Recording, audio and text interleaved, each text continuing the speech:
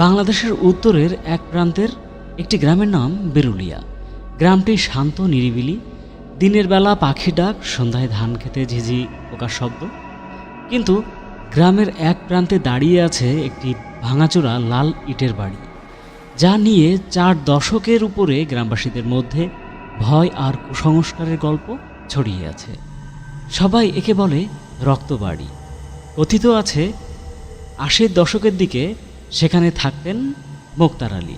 তিনি একজন ব্যবসায় ধান চালের পাইকারি ব্যবসায় তিনি করতেন। টাকা পয়সার অভাব ছিল না বললেই চলে, কিন্তু লোভ ছিল সীমাহীন। একদিন গ্রামের কয়েকজন যুবক মোক্তার আলীর গুদাম থেকে চাল চুরি করতে গিয়ে ধরা পড়ে। গ্রামের সালিশে মোক্তার আলী তাদেরকে প্রচণ্ডভাবে অপমানিত করে। তখন সেই ছেলেগুলো পরিকল্পনা করে মোক্তার আলীকে হত্যা করবে। কিন্তু সেই রাতে যা ঘটেছিল তা কারোর কল্পনাতেও ছিল না। ভাড়াটে দুর্বৃত্তরা বাড়িতে ঢুকে শুধু মোক্তার আলীকেই হত্যা করেনি, তার স্ত্রী এবং ছেলে মেয়েকেও হত্যা করে ফেলে।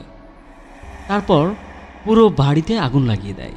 আগুন নেভানোর আগেই 4 জনের দেহ পুড়ে ছাই হয়ে গেছিল। গ্রামের বয়স্করা বলেন, রাতের আকাশে নাকি সেদিন বীভৎস গন্ধ ভেসে বেরিয়েছিল, আর সেই বাড়ি থেকে চিৎকার চেঁচামেচির আওয়াজ যেন এখনো শোনা যায়। এর ফাঁকে বলে রাখি শহরের একটি তরুণ যুবকের কথা, যার নাম মাহিন। মাহিন পেশায় ফটোগ্রাফার হলেও শখের বশে সে পরিত্যক্ত বাড়ি এবং ভৌতিক জায়গার ছবি তোলে। শহরে সে পরিচিত ঘোস্ট হান্টার নামে। ইউটিউবে তার একটি চ্যানেলও আছে। অনেকবার বিভিন্ন জায়গায় রাত কাটিয়ে সে বিভিন্ন ধরনের ভৌতিক ছবি তো তুলেছে, কিন্তু রক্তবাড়ি নিয়ে তার ভেতরে একটি অন্যরকম কৌতূহল বা টান অনুভব ছিল অনেক আগে থেকেই। কারণ তার মামার বাড়ি ছিল বিরুলিয়া গ্রামের ঠিক পাশেই। তার মায়ের কাছে ছোটবেলা থেকে এই বাড়ি সম্পর্কে গল্প শুনে সে বেশ ভয় পেত। শীতের শেষের দিকে রাত, ঢাকা থেকে গ্রামে ফেরার সময় সে সিদ্ধান্ত নিল, আজই তো সুযোগ, রক্তবাড়িতে গিয়ে আজ আমাকে ছবি তুলতেই হবে। যেই কথা সেই কাজ, সে চলে গেল রক্তবাড়ির সামনে।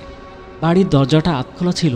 সে ভেতরে পা দিতেই যেন চারপাশের শব্দ বন্ধ হয়ে গেল। এমন নীরবতা যেন বাতাসও থমকে গেছে। তার নাকে প্রথমেই লাগলো একটি স্যাঁতস্যাঁতে পচা গন্ধ, যেন পুরানো ভেজা কাপড়ের অনেক দিনের গন্ধ, যা এখনও শুকোয়নি। দেয়ালের দিকে তাকিয়ে দেখল দেয়ালের রং উঠে গেছে। সেখানে ছোপ ছোপ বাদামি দাগ, যেগুলো পুরানো রক্তের দাগের মতোই মনে হয়। হঠাৎ তার চোখ পড়ল একটি ঘরের টেবিলের উপর। সেখানে আছে পুরাতন কিছু ফটো ফ্রেম। সে ফ্রেমগুলো উল্টে পাল্টে দেখার সময় একটি বিষয় তার নজরে আসলো। সেখানে 4 জনের ছবি আছে।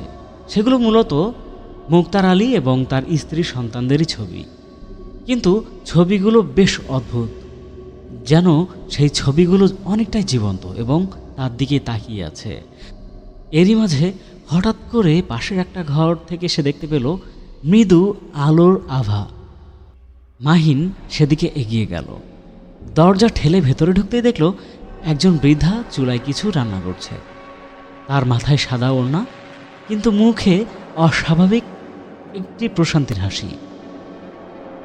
বৃদ্ধা বলল, বাবা, অনেকদিন পর এলে, এসো বসো, ভাত হয়ে গেলে ভাত খেও। মাহিন কৌতূহলে জিজ্ঞাসা করল, আপনি কি এখানে থাকেন? বৃদ্ধা হেসে উত্তর দিল, না। তখন মাহিন বুঝতে পারল তার শরীরে কোনো ছায়া নেই। ভয়ের একটা শীতলতা মাহিনের মেরুদণ্ড বেয়ে নেমে গেল পুরো শরীরে। ধীরে ধীরে পুরো ঘরটা যেন ধোঁয়ায় ছেয়ে গেল। এই মৃদু আলো এবং ধোঁয়ার মাঝে মাহিন অস্পষ্ট কিছু মুখ দেখতে পেল। মুখগুলো বিকৃত, চোখ ফাঁকা, আর ঠোঁটগুলো ছিল নীলচে রঙের।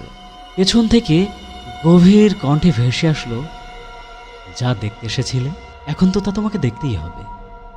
মাহিন ঘুরে দাঁড়াতেই দেখল কালো পোশাকের লম্বা একটা মানুষ। মুখে অন্ধকার, শুধু চোখগুলো লাল ভাটার মতো জ্বলজ্বল করছে। তার পেছন থেকে ধীরে ধীরে বেয়ে আসছে ছায়ামূর্তি।